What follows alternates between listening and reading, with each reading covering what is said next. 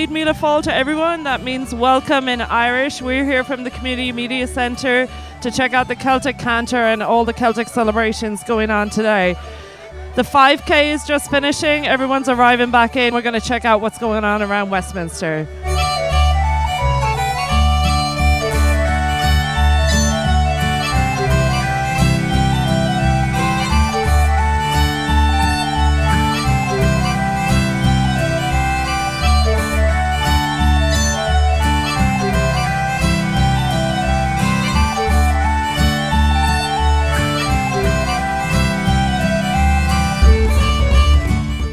Okay, so we're back down here in Westminster City Park, and we're here with Isidore Beattie from Armagh in Ireland, who is the president of the Baltimore GAA. Isidore, maybe you could tell me a little bit about hurling and football. I'm sure we go back, 2,000 years-ish? 3,000? Okay, all the way back to Cuchulainn, right? Yep. So I'll get you to explain a little bit about how. Really, hurling started about 3,000 years ago in Ireland, and it was actually between two parishes really originally, and then because the crowds got too big, the teams got too big, they reduced it down to villages, and then from villages in 1884 Cusack assembled in Cashel in Tipperary. They had a meeting and they divided it into clubs, teams, counties and provinces.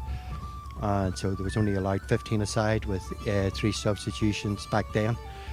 And now that it has increased up to, because it's the fastest field game in the world, they've increased it up to 5 substitutes. But once the 5 substitutes is done, that's it all over. You can't substitute anybody else. Gaelic football started in 1840s, right, which is not as close to the age of the hurling.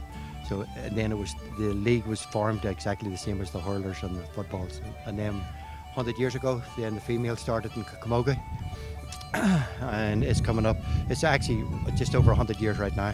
So the camogie is exactly the same as the hurling, only the females play the camogie. And could you tell me a little bit about the Baltimore GAA? What's it like down there? Do you have a lot of players? We have, last year the camogie team won the intermediate national league. We went out to Seattle. We went out to Seattle and we won the intermediate, the final in the whole of the US. Football is pretty strong, hurling is pretty strong, but as every other sport, we are out on a mission to recruit young Americans to play this sport because it's physical, it's fast, it's hard, but it's almost like injury-free, and it's a really hard, physical, fast sport.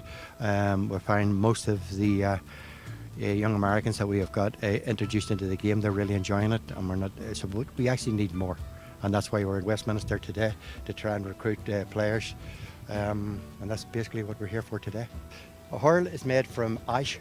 It comes from the ash tree, and it's actually made from the bottom of the tree where the root goes down into the ground, and this is why you see the grain going this way. This is the root going into the ground. The slither is about the same size as the baseball, but on the ribs and the stitching in the baseball, it's down flat. In the hurling ball, it's slightly raised up so you can catch the ball a lot easier. And what about the glove? What's that made of? You don't wear a glove. Come on. I know that, really, but everybody wants to know. Do you really want an honest answer?